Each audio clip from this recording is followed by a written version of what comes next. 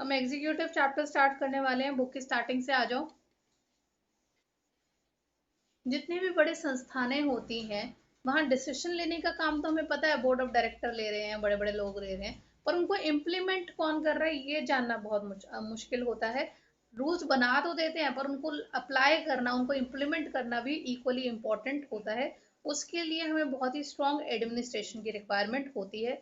हर formal group, चाहे आपका school हो, चाहे आपका बिजनेस हो, चाहे आपका एमएनसी हो, वहां पे आपको एडमिनिस्ट्रेटर्स की रिक्वायरमेंट होती है, आपको एग्जीक्यूटिव्स की रिक्वायरमेंट होती है, जो पूरे बिजनेस का डे टू डे फंक्शन ढंग से चला सकें, जो सारा का सारा एडमिनिस्ट्रेशन हैंडल कर सकें। एग्जीक्यूटिव एग्जैक्टली होता क्या है? It is a group of people, it is a body of people who look after the implementation of rules made by the top officials। जो सीनियर लोगों ने जो रूल्स बना दिए उसको अप्लाई करने का काम करने वाले लोगों को एग्जीक्यूटिव बोला जाता है। ये वो ब्रांच होती है गवर्नमेंट की जो कि इम्प्लीमेंटेशन पार्ट को देखती है। प्रधानमंत्री ने एक रूल तो बना दिया, लोकसभा से एक रूल तो पास हो गया, पर उसका इम्प्लीमेंटेशन कैसे होगा, कैसे वो आगे आगे लेवल पे अप्लाई करेगा, अनलॉक 2.0, ठीक है, ये सब कैसे वर्क करेगा, अनलॉक 5.0, तो उसकी इम्प्लीमेंटेशन का जो लेवल है वो सारा का सारा जो कि 50% कैपेसिटी से आपके वो खुलेंगे, सिनेमा हॉल्स खुलेंगे, शादियों के अंदर 50 से ज़्यादा लोग अलाउ नहीं कर रहे हैं, ये सब चीज़ें जो है इम्प्लीमेंटेशन की एग्जीक्यूटिव का पार्ट होता है। एग्जीक्यूटिव ब्रांच के अंदर ना केवल आपका प्रेसिडेंट राष्ट्रपति, ना ही केवल प्रधानमंत्री और आपके जो है इंपॉर्टेंट मिनिस्टर्स होते हैं, इसके अलावा आपकी एडमिनिस्ट्रेटिव मशीनरी होती है जिसके अंदर आपके आईएएस आईपीएस सिविल सर्वेंट लोग आते हैं।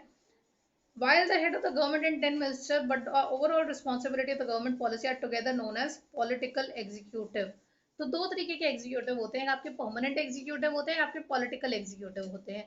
पॉलिटिकल एग्जीक्यूटिव वो लोग होते हैं जिनको मंत्रीगण कहते हैं। वो मंत्री जो 5 साल के लिए आए हैं, they are on temporary basis की 5 साल के बाद आपका पॉलिटिकल एग्जीक्यूटिव बड़े आराम से चेंज हो सकता है, ठीक है। तो political executive is more of temporary in nature, ज्यादा ज्यादा 5 साल काम करते हैं, फिर उनको री इलेक्शन के लिए खड़ा होना पड़ता है, अगर री इलेक्ट हुए तो वो पावर में आता है, अदरवाइज वो नहीं आते हैं। देन आपका जो वैसे होते हैं जो लगातार आपका डे टू डे एडमिनिस्ट्रेशन देखते हैं, जो एक बार चुन लिए गए तो अपनी 60-65 साल की उम्र तक वो कहीं नहीं जा रहे, वो यहाँ बैठ के काम कर रहे हैं, उन्हें परमानेंट एग्जीक्यूटिव कहते हैं, जो आपके सरकारी नौकरी वाले लोग होते हैं। यहाँ तक समझ में आया? क्लियर है? ठीक है।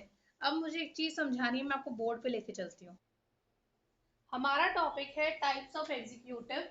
आपके 3 तरीके के एग्जीक्यूटिव होते हैं। एक होता है आपका प्रेसिडेंशियल,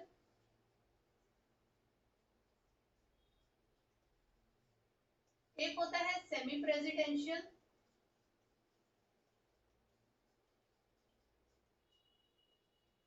एक होता है पार्लियामेंट्री।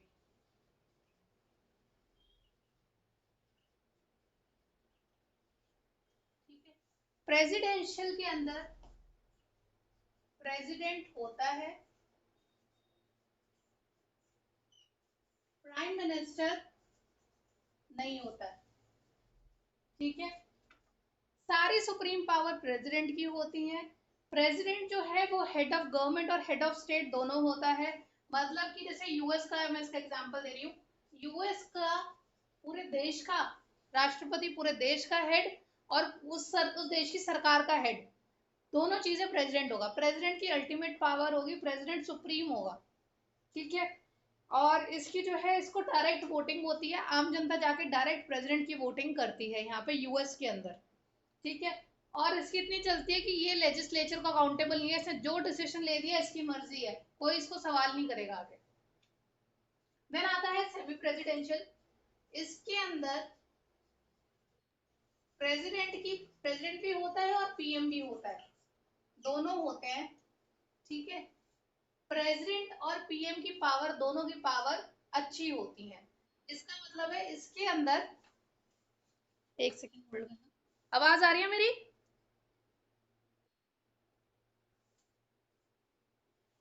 सेमी प्रेसिडेंशियल के अंदर प्रेसिडेंट भी होता है, पीएम भी होता है।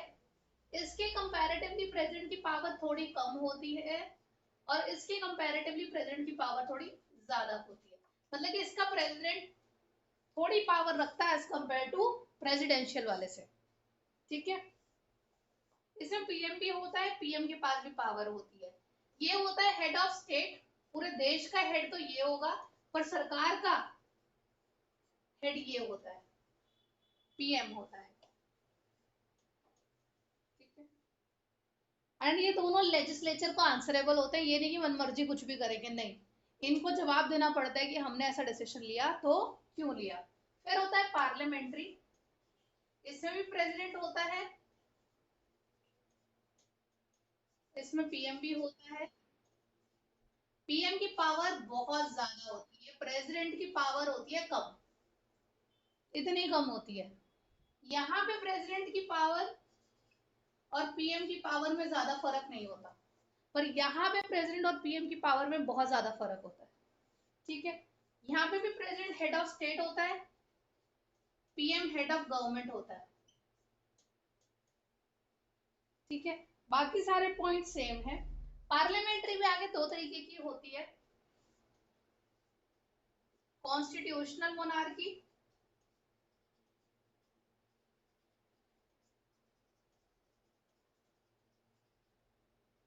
या तो वहां पे जो हेड ऑफ स्टेट होगा,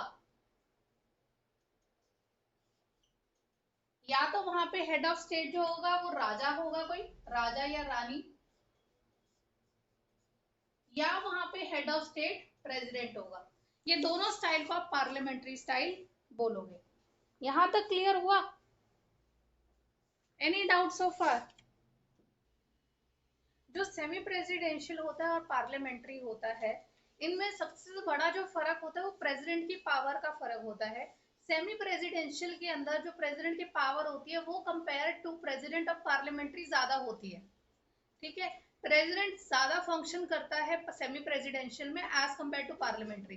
पार्लियामेंट्री में तो रिबन कटाई के लिए बुला लिया, ठीक है, बिल जब क्लियर हो गया बस उस पर ठप्पा लगाने के लिए, साइन करवाने के लिए बुला लिया, रबर स्टैम्प वर्ड यूज करते हैं प्रेसिडेंट के लिए पार्लियामेंट्री में। तो पार्लियामेंट्री में प्रेसिडेंट बेचारा कुछ नहीं होता, मतलब उसकी ना ज्यादा पूछ नहीं होती, उसको जबरदस्ती हम उसकी पावर को गिन सकते हैं उंगलियों पे, इतनी थोड़ी पावर होती है। पर सेमी प्रेसिडेंशियल में कंपेयर टू पार्लियामेंट्री पावर ज्यादा होती है, ये सबसे बड़ा फर्क होता है। समझ में आया? क्लियर हुआ इतना? ओके, और कोई क्वेश्चन? सर आए हैं, एक सेकंड रुको।